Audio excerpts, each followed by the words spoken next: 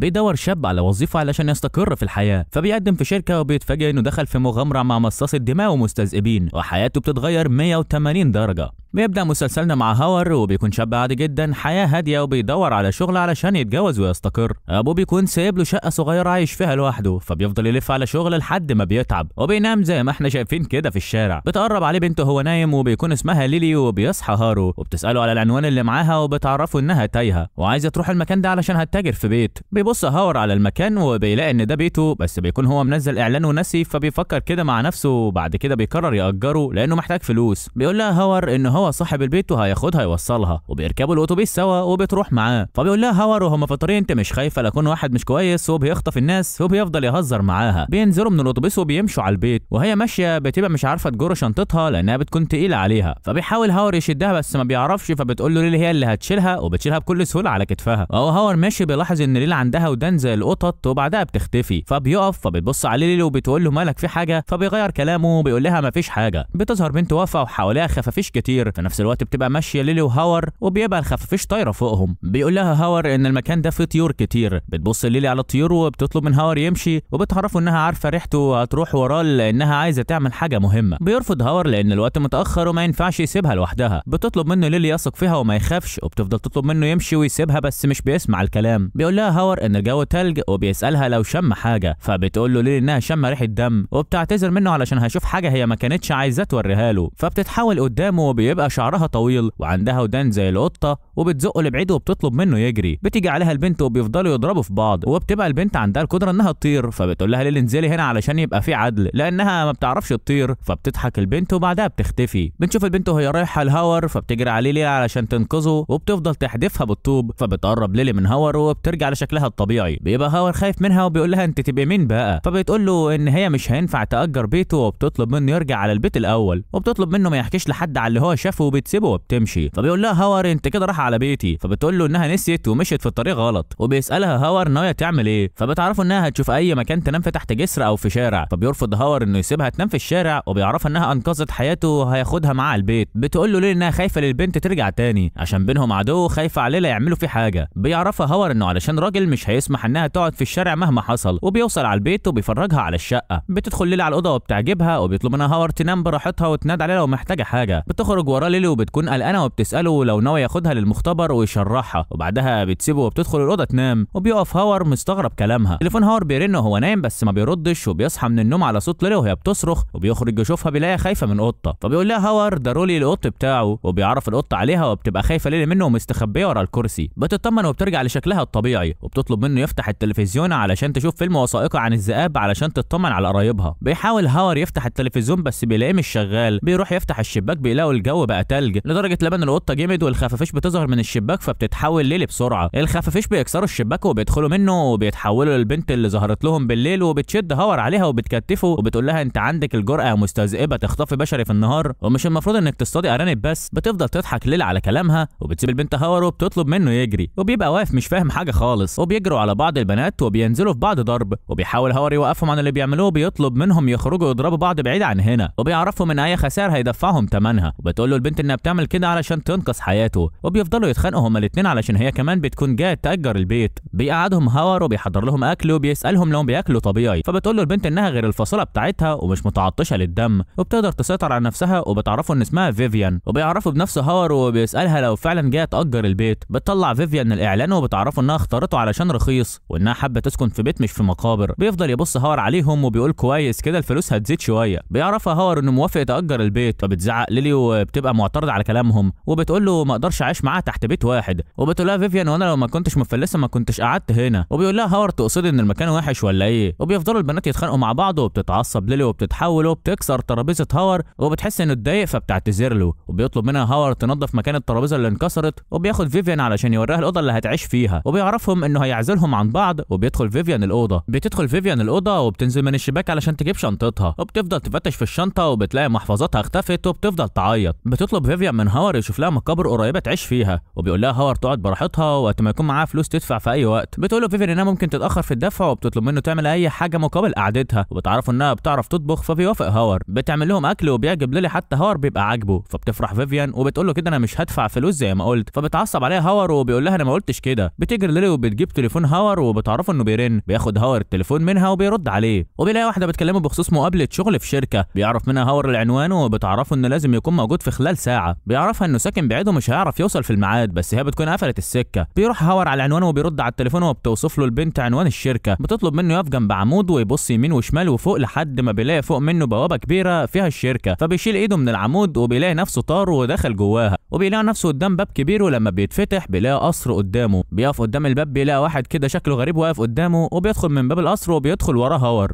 بيوصل لباب والشخص ده بيختفي، وبيخبط هاور وبتتكلم واحده وبتطلب منه يدخل. بيدخل هاور وبيبقى مش عارف هو فين. فبتقول له البنت انه في مكتب غير شرعي في الفضاء، وبتعرفه بنفسها واسمها رافين، وانها هتبقى رئيسته المستقبليه. بيسالها هاور ليه جابته لحد هنا وعايزه ايه منه بالظبط. بتعرفه رافين انها عايزاه في شغل. فبيقول لها هاور انا مش شايف شركه. فبتقول له رافين ان تم اختياره من الفضاء علشان يساعدهم في الفحص، وبتوضح له انه هيمنع اي مشاكل تحصل وتدمر العالم، وبتاخده المكان علشان تختبره. وبتعرفه انه هيشتغل الاول على ليلي وفيفيان ويحاول يدخلهم معاه في الشغل الجديد. وبيسالها هاور لو رفض بتعرفه انه هيرجع لحياته الممله ومش هيفتكر اي حاجه عن اليومين اللي فاتوا. حتى ليلي وفيفيان هي هتاخدهم معاها وبتسيبه يختار انه ينضم ليها ويعيش حياه حلوه او يرجع لحياته الممله. بيقول لها هاور انه مش عايز يعمل اي حاجه وحشه. فبتعرفه رافين انهم مش قوه شريره والشغل هيبقى كويس، وبتعرفه ان المرتب هيبقى حلو. اول ما بيسمع هاور سيره الفلوس بيفرح وبيقول لها انت كمان هتديني فلوس. بتعرفوا رافين ان عندهم قوانين، والشغل اللي هيعمله هو انه يتعامل مع المستاجرين عنده بطريقه كويسه. بيمسك هاور منها العقد بيوقع عليه. بيرجع هاور على البيت وبيوري العقد لفيفيان وليلي، وبيحكي لهم على كل اللي حصل معاه. وبتقول له فيفيان انها عاشت عمرها كله وما سمعتش عن الفضائيين دول، وبيقول لها هاور انها تبع الامبراطور. بتقول له خلاص طالما طلبت منك تعاملنا كويس تبقى هي مش من حليفه الشيطان. بتبقى قاعده في الوقت ده ليلي وسرحانه في الاكل، وبيسالها هاور عن صيادين الشياطين. بتقول له فيفيان انهم نصهم وحوش مختلطه بنص دم بشري، وكانوا زمان بيتقاتلوا مع المنبوذين بس ما كانوش بيعرفوا يخلصوا على بعض، بس في اخر السنين عملوا تعهد مع البشر. وبيسال هاور ليلي لو تعرف حاجه عنهم. بتقول له ليه انها ما تعرفش عنهم اي حاجه. بتقول له فيفيان اكيد ليلي ما تعرفش حاجه، كويس انها لحد دلوقتي عايشه. بتقول لها ليلي ان طول عمرها عايشه مع البشر واتعلمت حاجات كتير من الكتب البشريه. بيقول لهم هاور يعني كده ممكن يكونوا صيادين الشياطين بيراقبونا. وبيفتكر كلام رافين وهي بتقول انه في انشطه غريبه بتتعمل من ناس مش بشريين، ودي حاجه ما تطمنش. بيدخل هاور الاوضه بتاعته، وبعد شويه بيلاقي نفسه في عالم تاني شكله غريب، وبيبقى ماشي وهو سقعان، ومره واحده بيظهر مجموعه من الذئاب وبتهاجمه. فبيحاول هاور يهرب منهم بس مش بيعرف، وبينط عليه ذئب. فبيسمع صوت ليلي وهي بتصحى،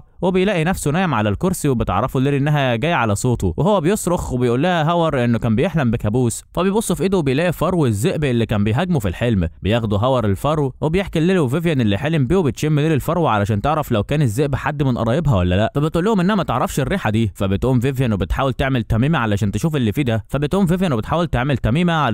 ده. كان ايه. وبعدها بتعرفوا انه ما كانش حلم، وبتطلع اسورتين وبتطلب منه يختار واحده. وبتعرفوا انها لقيتها في قريه مصريه من مئات السنين وهيقدروا يطردوا اي قوه شر. وبتفضل تطلع له في حاجات كتير هي لقيتها، وبتفضل تحاول تعمل له تعويذه او سحر علشان تعرف الفرو ده معناه ايه، بس بتفشل وما بتعرفش. بيفكر هاور في رافين وبيبقى عايز يسالها على اللي حصل معاه. فبيلاقي رافين بتتصل بيه وبتزعق فيه وبتطلب منه يروح لها الصبح علشان في شغل لازم يعمله. بيروح هاور على الشركه وبيلاقي رافين لابسه لبس غريب ومش بيعرفها في الاول. فبتعرفوا انها كانت بتقطع الشجر من الجنينه. بتاخده وبتروح على المكتب وبتديله جهاز فيه شويه بيانات. بتطلب منه انه يستخدمه يفضل معاه. فبيسالها هاور ازاي. فبتقول انه بيستخدم عن طريق العقل، اول ما يفكر على طول هيشتغل. بتاخد معاه اوضه التعديلات وبيظهر تابوت وبيدخله فيه هاور غصب عنه، وبيفضل يلف بيه التابوت وبعدها بيختفي. فبتبقى رافين مش عارفه هي داست على زر غلط ولا ايه. بنشوف هاور نايم في المكان اللي حلم بيه الذئب. بيقوم وبيمشي في المكان وبيكون سقعان، وبيظهر الجهاز اللي اديتها له رافين وبيتكلم معاه وبيعرف انه هيدله عن الطريق وهيساعده. فبيطلب منه هاور يجيب له حاجه يلبسها عشان سقعان. فبيعرفوا الجهاز انه دليل للبنات مش ساحر، وبيقول له انه لازم يحترمه ويعامله باسلوب حلو عشان هو جهاز ذكي قوي. بيساله هاور اسمه ايه. فبيقول له الجهاز ان اسمه المحطه الطرفيه. بيساله هاور هم فين دلوقتي وازاي يقدر يرجع. وبيقول له الجهاز انه هنا بعد الحلم في مساحه موازيه للعالم الحقيقي. وبيقول له هاور ازاي يعني الفضاء الافتراضي في العاب الفيديو. وبيقول له الجهاز لا فهمت غلط، انا عايز احذرك لثلاث حاجات.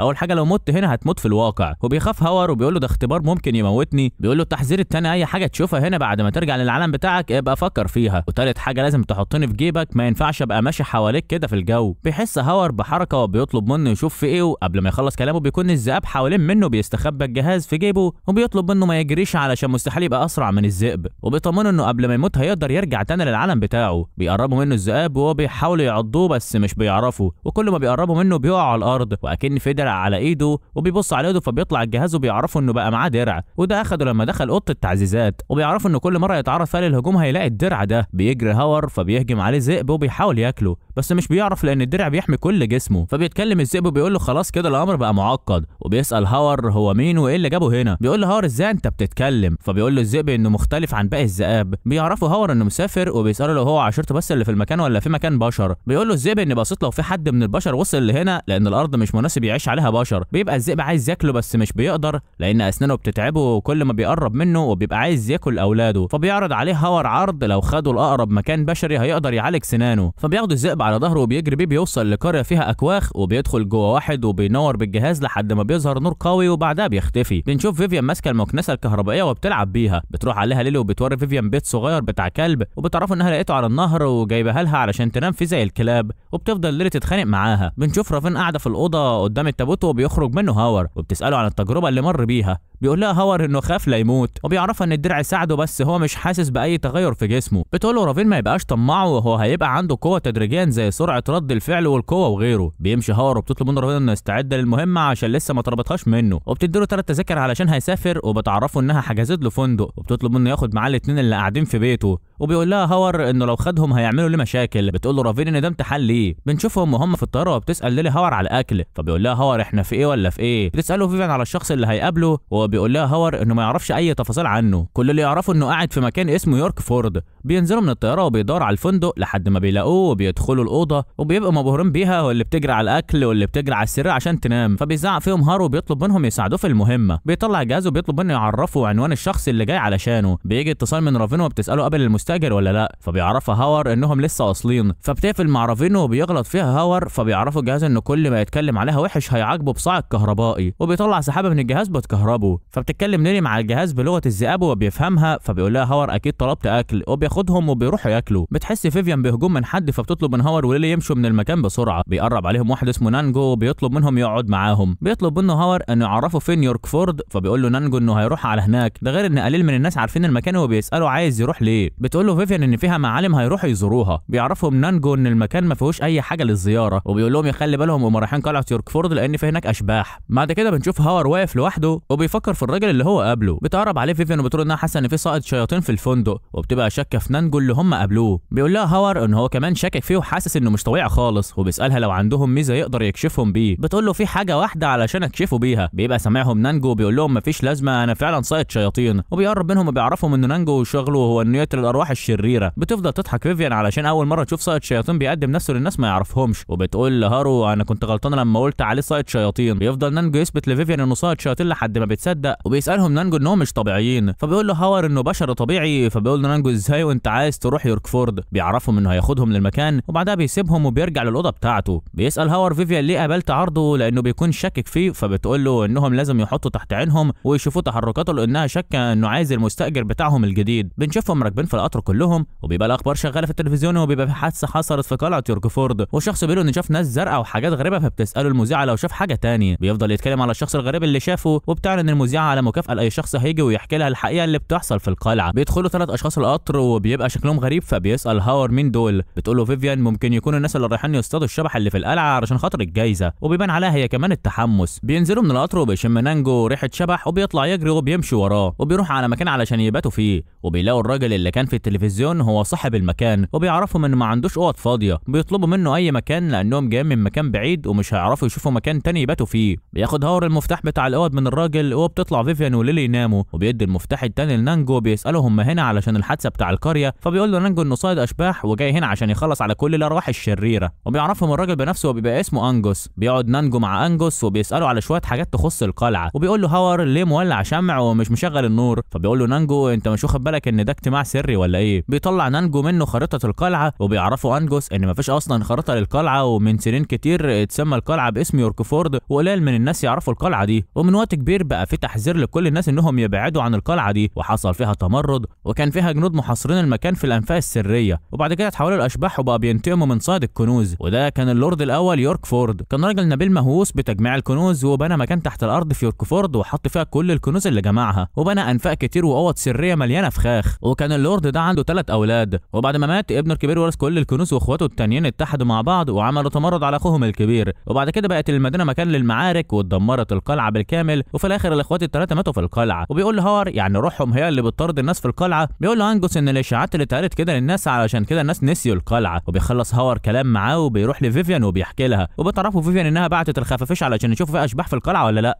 بس ما اكدوش ان في ريحه اشباح، بس هي برضه مش متاكده لان ريحه الاشباح اللي شمتها تحت الارض ومش قادرين يطلعوا. اما الحادثه اللي حصلت في القلعه اشباح فوق الارض، وبتبقى حاسه ان الحادثه ليها علاقه بالمستاجر الجديد اللي جايين علشانه. وبيدخل هاور وبيلاقي نانج معاه صوره، فبيقرب منه وبيبص وبيلاقيها لوحده، وبيعرف من نانج انها اخته وبرضه صياده شياطين، فبيساله ليه مش شغال مع اخته. بيقول له نانج لانها بقت صياده وبس عشان تحمي نفسها، ده غير ان ما اعرفش هي فين دلوقتي. بنشوف انجوس ومعاه الثلاثه اللي شفناهم في القطر ورايح يوصلهم للقلعه، وبيطلب منهم مبلغ كبير من الفلوس بس بيحاولوا انهم يدفعوا مبلغ صغير. بتدخل فيفيان على هاور وهو نام وبيصحى، وبتعرفوا ان نانج مش موجود، وكمان الثلاثه اللي كانوا على القطر هم كمان اختفوا. بنشوف انجوس وهو بيقول للناس اللي معاه انه كان في حد غيرهم هيوصلهم للقلعه بس رفض، فبيقول له عادي يروح يوصلهم مفيش اي مشكله. بيحذرهم انجوس انهم يقربوا من الكنيسه وخصوصا من الصليب الملعون، لان لو هم شافوه ممكن يظهر لهم حاجات مش هيحبوها. وبعد شويه بنشوف نانجي وهو مستخبي فوق العربيه ورايح معاهم. بنشوف فيفيان طايره وماسكه هاور، وبتبقى ليلي بتجري تحتيهم، بس بيكتشف هاور انها نايمه وهي بتجري، وبعدها بتخبط في جبل وهي بتجري. بينزل هاور يشوفها بيلاقيها صحيت وطلعت انها اتخبطت في نفق سري، فبتقول فيفيان ان ده طريق مختصر لحد القلعه. بيمشوا لحد ما بيخرجوا، وبيطلب هاور من الجهاز يساعدهم على الطريق، بس بيعرفوا الجهاز انه مش هيقدر وانه متعطل. بيشوفوا نانجو وهو ماشي لكن هو مش بيشوفهم، بيحسوا بحد جاي عليهم وبيطلعوا يستخبوا، بيبقوا الناس اللي شافوهم في القطر، وبيبقوا معاهم 2 من السحر عواجيز وشكلهم غريب، وبيبقوا جايين علشان خاطر يستكشفوا الاشباح الموجوده. بيلاقوا الكنيسه في وشهم، وبتقول واحده معاهم ان ده الصليب الملعون، وبيطمنها واحد معاها وبيقول لها انهم جايين هنا بهدف يتخلصوا من الاشباح. بيبقى هاور والبنات مستخبين وسامعين هم بيقولوا ايه. بتهجم فيفيان عليهم هي والخفافيش بتوعها، وليلي بتقف على جبل وبتخوفهم، بتفضل تعوي هي كمان، حتى الجهاز بتاع هاور بيفضل يعمل اصوات تخوف وبيخليهم كلهم يطلعوا يجروا. بتروح ليلي تشيل الصخره اللي قدام باب القلعه وبيدخلوا، بس لما بتدخل ليلي بتشم ريحه حد في المكان، وبتاخد بالها فيفيان ان في اثر قدم على الارض. بيقول لها هاور ان في اسطوره بتقول ان كلهم ماتوا هنا. بتقف فيفيان قدام صخره وبتشيلوا التراب اللي عليها، وبتلاقي عليها كلام بلغه عربيه. بيستخدم هاور الجهاز في الترجمه بس مش بيفهم حاجه من اللي مكتوبه. وبتروح ليلي وبتلاقي لوح على الارض بتشيله، وبيبقى تحته منه حديده بتشدها وبيتفتح سرداب. بيعرفوا الجهاز ان المستاجر قرب يوصل له لانه تحت الارض. بينزلوا تحته بيلاقوا مكان كبير تحت الارض، وبتقول له فيفيان ان المكان ده شكله كان بيستخدم للحرب. فبيقول لها هاور يعني الاسطوره صح اللي عرفتها. بتجري ليلي وبتعرفوا منها شم ريحه بشر. بيقف نانجو قدام صخره وبيحط عليها تعويذه وبيرفعها، وبيبقى تحته حفره. بيقرب من الحفره فبتقع عليه الصخره وبتحبسه جواها. بيمشوا في السرداب وبيشوفوا انجوس، فبترمي فيفيان عليهم شويه دم، وبتعرفوا منهم كده متنكرين كالاشباح علشان ما حدش يشوفهم. فبيقول لها هاور ان الراجل ده شخص كويس. بتقول له فيفيان لو هو شخص طبيعي كويس ايه اللي هيدخله هنا لوحده؟ انت مش شايف الحاجات اللي على ظهره؟ بيروح عليه هاور وبيطلب انه يمشي لان ما ينفعش حد بشري يكون هنا. بيخاف انجوس وبيعرفوا انه تاجر وبيفضل يتوسل ليه علشان يسيبه، وبيعرفوا انه كده لما قال ان في اشباح علشان يجوا سياح ويعمل من وراهم فلوس. بيطمنوا هاور انه مش هيعمل له حاجه، وبيسالوا انجوس لو هو شبح القلعه. فبيقول له هاور ان ممكن يكون زائر من مقبره قريبه، وبيطلب انه يخرج. فبيطلع يجري انجوس. بيبصوا على ليلي وبيلاقوها واقفه قدام حيطه مكتوب عليها كلام كتير. بتقول له فيفيان الحروف دي سحريه بيستخدموها صائدين الشياطين. بيطلب منها هاور تترجمها، فبتقول له فيفيان ان المكان ده الشر موجود فيه، ولما يقفل الختمه هيصحوا الحراس تاني. وبتقول له ان اللورد يوركفورد ما كانش شخص عادي، ممكن يكون صائد شياطين مندمج مع المجتمع البشري. بتحط فيفيان ايديها على الحيطه وبينزل عليهم اسهم بيحميهم هاور بالدرع اللي في ايده، وبيطلعوا يجروا. وبتروح ليلي تكسر حيطه علشان يخرجوا منها. في الوقت ده بنشوف نانجو وهو في مكان ضيق وبيزحف على بطنه مش عارف رايح على فين. بنشوف هاور والبنات قاعدين ومش قادر ياخد نفسه من الجري. بتقول له فيفيان ان التعويذه هنا بتمنع اي حد يدخل انه يصحى الشر من تاني. بتقرب صخره كبيره عليهم وبيعرفهم هاور ان ده فخ قديم. بتشوفها ليلي بتجري بتجري وراها لحد ما بتقع في فخ وبتنقذها فيفيان. في الوقت ده بيوصل نانجو المكان اللي كانوا فيه وبيلاقي التعويذه السحريه على الحيطه وبيشوف الاسهم اللي وقع على الارض. اول ما بيلمس الحيطه بينزل اسهم عليه زي المطر. بتنزل فيفيان وهي شايله ليلي فبيقع عليهم هاور هو كمان وبيلاقوا المكان اللي هم فيه كله كنز. فبيطلب منهم هاور ما يتحركوش وبعد كده المكان بيتغير وكل حاجه بتختفي وبيبقى فخ. بيفضلوا ماشيين وبيدخلوا في مكان بس بتحس فيفيان وليلي ان قوتهم ضعفت والحيطه بيبقى عليها تعاويذ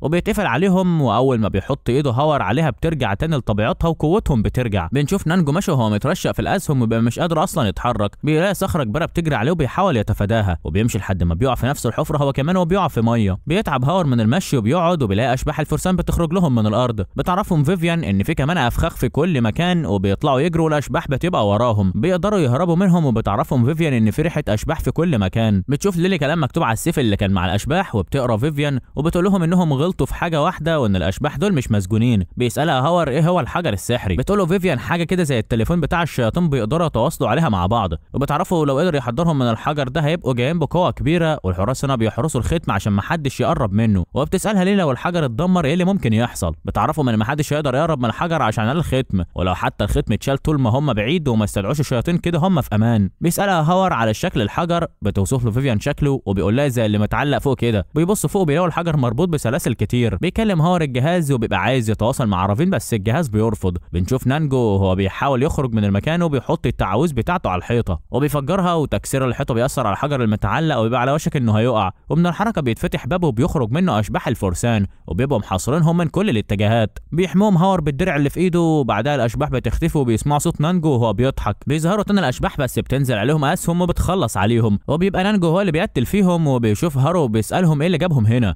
وبيطمنهم انه قاتل محترف وهينقذهم بس بيقع على وشه وبيبقى شكله وحش. بيقربوا منهم الاشباح وبينزل فيهم نانجو ضرب. بيفضلوا كلهم يحاربوا في الاشباح لحد ما الحجر بينشط وبيفتح بابه وبيطلع منه نور قوي وبينزل من السما شويه نيزك والمكان بينهار عليهم. بيشوف هاور نانجو على الارض ما بيتحركش بيروح عليه. في اللحظه دي بيظهر شيطان عملاق بتفضل ليلي تتنطط وبتقول لهم ايه المكان الغريب ده. بياخدهم هاور تحت الدرع وبيحميهم. بيقرب منه الشياطين وبيقدر يخترق الدرع وبيمسك هاور ونانجو وبيطير بيهم وبتاخد فيفيان ليلي وبتطير وراهم. وبيظهر قمرين في السما وبيقف الشيطان وبيقول لهاور إيه انت سيد الجديد. بيطلع الجهاز وبيعرفوا ان ده المستاجر الجديد وكده هو خلص المهمه بتاعته. وبيعرف المستاجر ان اسمه ايزاك وبيطلب منه يوقع مع اتفاق. بتطلب فيفيان من هاور يرفض بس الجهاز بيعرفوا ان لازم يوقع عشان ده جزء من المهمه. بيطلب هاور من الجهاز انه يخلصهم من اشباح الحراس فبيروح ايزاك وبيخلص عليهم من بعض وكل اللي بيعمله بيشاور على القلعه. بيسمعوا صوت ناس جايين عليهم. بيبقى ايزاك عايز يخلص عليهم بنيزك بس بيمنعه هاور وبيطلب منه يتحول لبشر. بيروح هاور على رافينو وبتساله عن المغامره والمستاجر الجديد. بيحكي لها هاور انه عايز يحل اي مشكله بنيزك وبيسالها هاور ان كانت مهمته انه يفتح بوابه الحجر الاسود لايزاك عشان يقدر ينزل الارض من الفضاء. بتعرفوا رافينو انه سفينه الفضاء ما كانتش عارفه تنزل في انجلترا الا بمساعده. بيسالها هاور كان شغال ايزاك قبل ما ينزل هنا. بتعرفوا انه كان سيد الشياطين في عالمه بس فشل في العالم بتاعه واتباعه خانوه وكانوا هيقتلوه. بنشوف ايزاك وهو قاعد بياكل في بيت هاور وبيلعب بالقطه بتاعه هاور. بيخلص ايزاك اكله وبيقوم عشان يشوف شغله وبيسالوا البنات رايح فين فبيعرفوا انه لازم يشتغل عشان يدفع الايجار لانه بيحب يلتزم بالقوانين. بيوصل هاور لبيته وبيفتكر كلام رافينو وهي بتطلب منه يخلي باله من ايزاك. بيدخل هاور وبيلاقي البنات بيضربوا بعض وبيحاول ايزاك يخلصهم من بعض. بيدخل هاور الاوضه على فيفيان وبيلاقيها نظيفه ومترتبه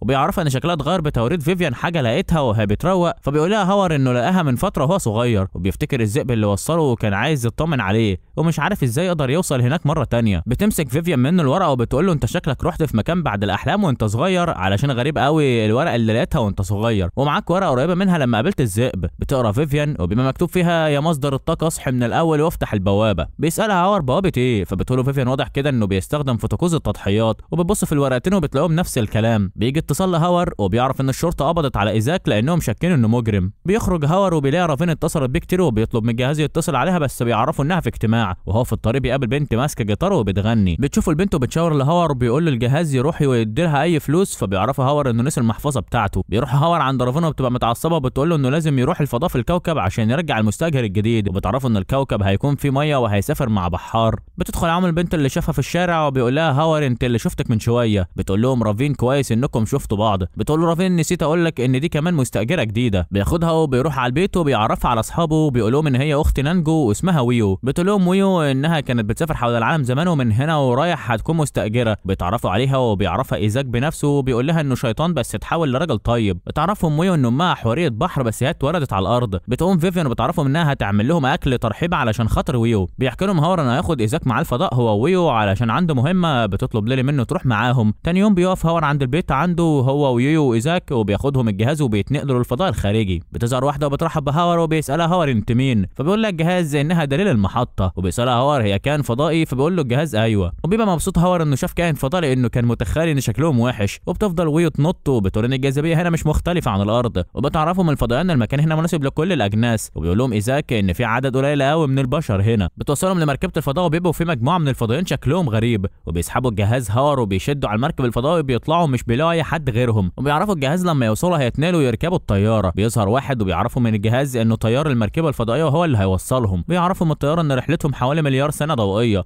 وهو هيخلي رحلتهم مريحه. بيسالوا هاور ان الرحله دي هتقعد قد ايه، وبيعرفوا الطيار مده 24 ساعه بالكتير، وبتطلع بيهم السفينه الفضائيه وبتطير. بنشوف ليلي وهي قاعده زعلانه عشان ما راحتش معاهم، فبتقول لها فيفيان انها تعمل لها اكله حلوه على الغدا. بنشوف هاور وقاعد بيلعب مع ايزاك وويو، وبعدها بيحسوا بهزه وبيطلب منهم الجهاز يجروا على مركبه تانية بدل ما يفضلوا متعلقين في الفضاء طول عمرهم. بيدخلوا الطياره وبيعرفوا من الجهاز انه هو اللي هيسوقها طول ما هو متصل، وبيطلب منه يحطه على الموقع. بيعرفوا انه مش هينفع يطلع بيهم من غير البوابه تفتح ولازم حد يروح يفتحها بايده. بيعرفهم ايزاك انه هيستخدم قوته ويفتحها هو، وبيروح ايزاك وبيفتحها بكل قوته. بيتحول ايزاك لشكله الطبيعي وبيركب على السفينه وهي طايره. بيعرفهم الجهاز انهم داخلين على الغلاف الجوي وبيدخلوا الكوكب المائي وبينزلوا في الميه، وبيفكر هاور نفسه انه كده هيموت، وبيشوف حوريه بحر جميله. بيفوق هاور وبيلاقي نفسه في الكوخ اللي سابوا فيه الذئب المره اللي فاتت، وبيظهر الجهاز وبيقول له ان روحك ما كانتش مستقره وانت بتغرق وهي اللي جابتك هنا. وبيطمنه ان ويو انقذته، وبيطمنه انه عرفهم حالته. بيسالوا هاور ازاي بيقدر يتفاعل مع العالمين في نفس الوقت. بيقول له الجهاز سهل يعني، ده عمليه مزدوجه. بيسمع هاور صوت دوشه وبيلاقيهم الذئاب شكلها غريب بيتهجم على الذئب اللي انقذه، فبيجري عليه هاور وبينقذه. بيعرفوا الذئب اللي عمله ده اسمه اذلال ليهم، وبيتاسف هاور وبيقول له ما كانش يعرف، وبيشكروا الذئب على الدفاع لارضهم. وبيعرفوا ان اسنانه انكسرت لما حاول ياكله وقوته في اسنانه ومش عارف يعمل ايه. بيطمنوا هاور انه هيجيب معاه دكتور اسنان المره الجايه. بيطلع هاور الورقه وبيسالوا عليها لانها معاه بقالها مده. بيعرفوا الذئب انها لغه قديمه وبتستخدم في الطقوس او البركات، واللي علمه دي انسان عجوز لما كان ذئب صغير، وعلمه كمان يشيل الطبق الطائر. بيسالوا هاور ايه هي الاستخدام الثاني للغه. بيعرفوا الجهاز ان رحلته هتنتهي دلوقتي. بيقول له الذئب ان دي حروف ليتا رونز في العالم الحقيقي وهي لغه قديمه في بعد الاحلام. بيفوق هاور وبيلاقي ويو في وشه، بتقول له كويس انك صحيت عشان كان ايزاك عايز يحط على وشك كره كبيره بتنور. بيقول له ايزاك كويس انك صحيت. بيقول لهم الجهاز طول ما هو مع هارو مفيش خوف عليه، وبيعرفوا انه عمل بحث وشاف الكوكب. بيطلع خريطه من الجهاز وبتشوف ويو نقطتين جوه الخريطه، وبيعرفها الجهاز ان ده حطام الطائره مع المستاجر. بيعرفوا كده ان المستاجر الجديد في البحر، وبيسال هاور على حاله المستاجر بعد ما الطياره اتحطمت بيه. بيلاحظ هاور ان النقطه قريبه من غابه وبحر، فبيقترح انهم يمشوا من الغابه علشان يشوف المستاجر في انهي نقطه بين الاثنين. بنشوف فيفيان وهي بتحضر العشاء ليلي، وبتبدا تاكل ليلي بسرعه وبتبقى مبسوطه بالاكل، وبعدها بتحس بدوخه وبتقع على الارض، وبتبقى عايزه تخرج من البيت وبتحاول تمنعها فيفيا، وبتبقى مش عارفه ايه اللي حصل لها. بنشوف رجلين واقفين عند بيت هاور، وبيقول واحد منهم واضح انها هتبدا دلوقتي. بنرجع نشوف هاور وهو ماشي في وسط الغابه بيدور على المستاجر، وبيقول لهم الجهاز انهم لازم يسمعوا كلامه وياخدوا بالهم من القواعد. وبيتعبوا من المشي لحد ما بيوصلوا لمكان فيه حفره غويطه، وبيعرفوا ان الطياره هي اللي وقعت في الجزء ده لان الارض بتكون متاثره من الخبطه. وبيدور ايزاك في الطياره وبيفتتها 100 حته ومش بيلاقي فيها حاجه. بيقول لهم الجهاز ان الطياره ناقص منها اجزاء وما فيهاش حجره الشحن، واكيد المستاجر فيها، واكيد اختار المكان ده عشان هيكل حجره الشحن قويه جدا، واكيد المستاجر لسه عايش وما تاثرش من الوقعه. بتنزل ويو في الميه، وبيقول الجهاز ان حطام الطياره على بعد 5000 متر تحت الميه. بيقول له هاور وازاي احنا هنقدر نجيبه. بيشيل ايزاك هاور وبيحدفوا الويو في البحر، وبتتحول لحوريه بحر وبتاخده وبينزلوا يدوروا على المستاجر. لما بينزل هاور في القاع بيلاقي نفسه قادر يتنفس في الميه. بيقرب عليهم قرش بس بتقدر ويو تحول نفسها اخطبوط، وبيطلع يجري، وبيفضلوا ماشيين لحد ما بيوصلوا للمكان ده بس بيكون المكان ضلمه. بينزل هاور بالجهاز وبيلاقي حجره الشحن، بتروح ويو تجهز حوالين الحجر وبتسحب الميه علشان يعرف هاور يدخل فيها. بينزلوا وبيفتشوا بس مش بيلاقوا المستاجر، وبيتصل على رافين وبتكون ويو بتلعب في الحجره وبتلاقي بيضه. بتسال رافين هاور اذا كان لاقي المستاجر ولا لا، فبيعرف انه مش لاقي حد، فبيبص رافين في المكان وبتلاقيه مع ويو. بيحسب هاور انها كره، فبتقول له رافين انها بيضه وهو ده المستاجر ولسه ما فقستش، فبتقع من ويو. بيخافوا انها تتكسر بس بتبقى سليمه. بيقول لها هاور انها ما عرفتوش ليه انها بيضه. بتطلب منه يروحوا على مكان واسع وهتقابلهم كمان ساعه. بيخرجوا من البحر وبيستنوا رافين لحد ما بتيجي بالسفينه الفضائيه وبتاخدهم. بتعرفهم رافين ان البيضه دي بتاعت حوريه بحر بس من كون تاني، وحصل انهيار للعالم بتاعها علشان كده نقلتها لعالم تاني، وهي دي اخر حاجه فضلت من العالم التاني. بيقول لها هاور وازاي عرفت ان الكون هنا هيبقى مناسب لطبيعتها. بتطمنوا رافين ان البيضه هتفقس بشكل طبيعي، ويو هتساعدنا في ده علشان البيضه من نفس الفصيله بتاعتها. بتقول لها ويو انها اول مره تشوف بيضه لحد من جنسها، وبتاخدهم رافين وبيرجعوا لعالمهم. بينقلهم الجهاز لبيت هاور، ولما بيدخلوا بيلاقوا البيت كله متكسر، وبيشوفوا فيفيان وهي رابطه ليلى علشان بيبقى عندها حاله هياج وبتكسر كل حاجه في البيت وبتقطع الحبل وبتنط على هاور وبتبقى عايزه تعضه وبيحاول يمنعها وبتقرب منهم بس بتجري على البيضه وبتكون عايزه تاكلها فبيشيلها ايزاك وبيطلب هاور من الجهاز ينقلهم عند رافين عشان تتصرف معاها وتعالجها لكن بيعرف انه هيبقى تقل عليه ومش هيقدر ينقلهم فبيطلع ايزاك ازازه صلصه وبيرسم بيها على الارض تعويذه فبتقول له فيفيان انها عارفه ان الشياطين بيقدروا يستخدموا التعويذه كويس بس اول مره تشوف حوار الصلصه دي وبتشتغل التعويذه وبتنقلهم عند رافين بيدخلوا جري على رافين وبتكون بتاكل وبتقول لهم في ايه علشان يجوا بالشكل ده بتجري عليها ليلي وبتفضل تعض في رجليها بيقول لها هاور انه مش عارف ايه اللي حصل لها فبتقرب وشها من ليلي وبتطلب منها تبص في عينيها وتقول شايفه ايه بتقول لها ليلي انها شايفه قمر كبير احمر وعليه ناس كتير وتحولوا الميه وبعد كده مره واحده بتحاول تهجم عليها فبتضربها رافين وبتقع ليلي على الارض مغمى عليها بيجري عليها هاور وبيسالها فيها ايه فبتعرفوا انها بتتطور فبيسالها هاور بتتطور ازاي بتعرفوا انها بتكتسب قدره جديده من جنسها عشان كده هي لازم تتحول لذئبه لفتره وبعدها هترجع تاني عشان كده قدرتها الداخليه بتصحى بيبقى خايف هاور لا يكون اللي اثر عليها الاكل الغلط فبتطمنه فيفيان انها هي اللي كانت عامله الاكل ومفيش فيه مشكله بتقول لهم رافين تقريبا ان جسمها حساس جدا من ضوء القمر بيفتكر هاور لما فيفيان في القلعه حضروا القمر الاحمر وبيعرف ان ده اللي اثر عليها بياخدها هاور وبيروح يحطها في التابوت اللي في اوضه الاعدادات وبعد شويه بتفوق وبتبقى على طبيعتها بيطلب هاور انهم يروحوا على البيت ويرتاحوا لحد ما يروح يشوف رافين بيدخل عليها وبيلاقيها عماله تاكل اندومي فبيقول لها كل ما ادخل الاقيكي بتاكلي فيها بتقول له رافين انها بالنسبه لها زي الميه ما تقدرش تقعد من غيرها وبتطلب منه يجيب تقرير للمهمات اللي عملها فبيتضايق هاور لانه نفسه ياخد يوم واحد راحه وبتساله ايه احساسه وهو عايش مع منبوذين في بيت واحد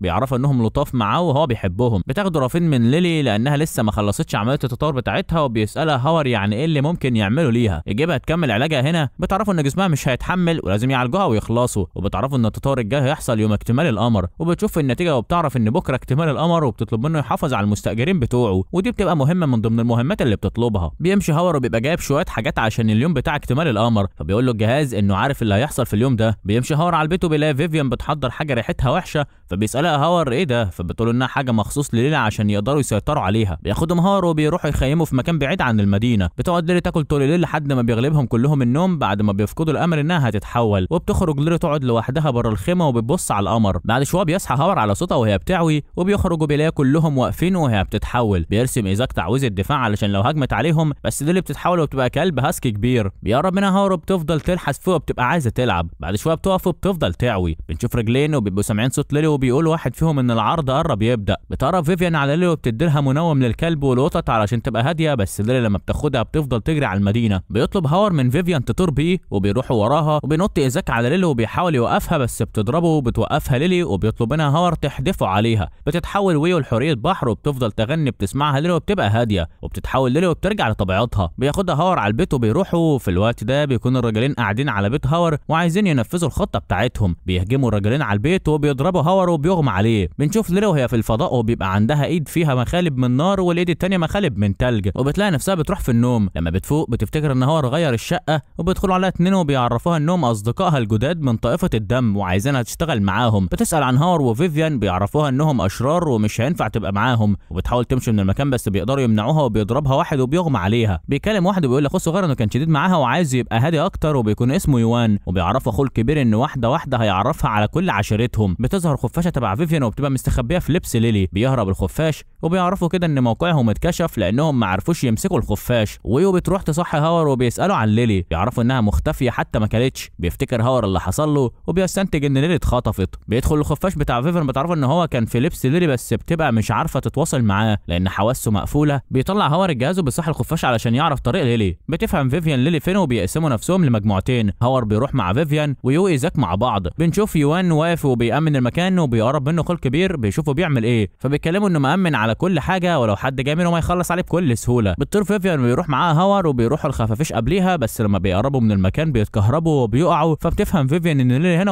ومخبيينها بتشوف فيفيان ضباب اسود في المكان وبتقول له ان السحر ده هي عارفه قوي جدا وبتبقى عايزه طريقه تدخل بيها جوه بتعرفوا فيفيان ان الضباب الاسود ده مش هيقدر يعدوا منه لانه بيحرق اي حاجه تلمسه وبتعرفوا ان هو بس اللي هيقدر يقرب منه عشان عنده حصانه وبتبقى واثقه انه هيقدر يبطل السحر بتاخد هاور وبتطير بيه وبيشوفهم يوان وبيبقى مبسوط انهم جم فبيروحوا بيعمل عليهم ضباب بس بتقدر فيفيان توقفه بيقف يوان قدام هاور وبيقول لهم اخيرا جيتوا بيسالوا هاور خاطف ليلي ليه ومخبيها فين فبيعرفهم انه مش هيقول لهم وبعدها بيتحول لذئب عملاق بيسال هاور فيفيان ان ليلي من نفس عشيرتهم في الوقت ده بيكون قاعد ايزاك بيلعب مع ناس بعد ما اتهجم على بيتهم بالغلط لانه كان مفكر ان ليلي هناك بتطلب فيفيان من هاور يروح يدور على ليلي ويسيبها مع يوان. بيطلع هاور على المواسير وبيقدر يعدي من الضباب، بس بيلاقي اخو يوان الكبير وبيفضل يهاجم فيه، فبيخرج الجهاز وبيطلب من هاور انه يضربه. فبيعرفوا هاور انه خايف وعايز يهرب، وبيعرفوا الجهاز انه قوي يقدر ينتصر عليه. بيجري هاور لحد ما بيدوخه وبينزل في مكانه وبيلاقي ليلي نايم على وشها وفي سابع نومه، فبيطمن عليها هاور انها بخير، فبيفوقها وبيعرفها ان كلهم قلقانين عليها، وبتفضل ليلي تتنطط علشان جعانه. بياخدها هاور عشان يرجعوا على البيت، بس وهم نازلين بيقابلهم اخو يوان وبيقول له انه مش هيسيبه يمشي بالسهوله دي. بيقول له هاور ليه خطف ليلي. بيعرفوا اخو يوان انه ما خطفهاش وهي رفقتهم، وبتقول له انها ما تعرفهمش اصلا. بيقول لها اخو يوان ان مصاصه الدماء اكيد لعبوا في دماغك وغيروا تفكيرك، وبيعرفها انه هيخلص عليهم. بتدخل عليهم فيفيان وهي معاها يوان وبيبقى خلصان من كتر الضرب. بيجري على اخوه وبيطلب يوان منه يوقف اللي بيعمله، وبيعرفوا ان فيفيان تبقى كونتيست القمر القرمزي. بيبقى مش فارق مع اخوه وبيقول له هي كمان هديتك عشان تبقى معاهم، وبيقعد معاهم هاور وبيحكي لهم على كل حاجه، وبيعرفوا منهم مستاجرين عنده. بيقول له اخو يوان ازاي عشيرتهم هتتاقلم مع طائفه الدم، وبيساله هو يبقى مين. بيقول له هاور انه بشري وصاحب البيت. بيقول له ازاي يعني صاحب كونتيست القمر القرمزي يبقى بشر طبيعي. بتساله فيفيان ازاي عشيره جت في العالم ده. بيقول لهم عشان بيدور على اصحاب من عشيرته لانه منبوذ، وبيقول لهم ان في اسطوره بتقول ان كل المنبوذين هترجع لهم قوتهم من تاني. وبيدخلوا عليهم مجموعه من صيادين الشياطين وبيحاصروهم. بيقف هاور وبيحاول يمنع الصيادين ويقربوا منهم، بس بيكون واحد منهم ضرب يوان في كتفه. بيطلب واحد من الصيادين انهم يهجموا عليهم، فبيعمل درع هاور عليهم وبيحميهم. بيطلعوا يجروا وبيفضلوا يهاجموا فيهم، فبتطير فيفيان عليهم وبتحاول تشغلهم، وبتتحول ليلي وبتهجم عليهم. بيهربوا منهم بس بيجروا وراهم وبيقدروا يحاصروهم. بتهرب واحد من صيادين الشياطين وبتحاول تضرب هاور، وبتبقى مستغربه ان مفيش حاجه بتاثر فيه، وبتقول له انت من انهي جنس، فبيعرفها انه بشري. بيحاول يضربها بس بتهرب، وبتقول له بس البشري ما عندوش قوه والسرعه دي كلها. بيجري صيادين الشياطين وبيضربوا يوان وبيجرحوا نص جسمه بالسكينه. بيطلب منه يقول له الحقيقه بدل ما يقتلوا اخوه، وبيكون جايين مخصوصا علشانه. بس بيجي عليهم هاور وبتيجي ليلي وبتعرفوا ان يوان حالته وحشه. بتطلع ليلي المخالب بتاعتها اللي خدتها من التطور بتاعها، وبتفضل تهاجم فيهم وبيقدروا يهربوا منهم. بتاخدهم فيفيان لمكان امان، بس بتعرفوا منهم ممكن يجوا في اي وقت، وبيروحوا عليهم ايزاك ويو، وبيعرفهم هاور ان في صيادين في كل مكان. وبيجي الجهاز وبيفضل يتخانق مع هاور لانه بيكون واقع منه وهو بيقتل الصيادين. بتشوف ويو ان يوان مجروح، فبتعرفوا منها هتعالجه باستخدام الميه. بعد ما بتعالجه بيهجموا عليهم الصيادين من تاني. بيقرب المدير الصيادين وبيفضل يضرب في ايزاك، وبيعرف ان مفيش حاجه بتاثر فيه. بيطلب منهم انهم يسلموا يوان واخوه وهم هيمشوا. بيقول لهم ايزاك انهم ناس طيبين ومش هينفع يأذيهم. بينزل ايزاك نيزك، فبيطلع يجري صاد الشياطين وبيبقى مش عارف هو نوعه ايه. بيمسكوا ايزاك من قفاه وبيطلب منه يعمل عقد مع هاور الاول،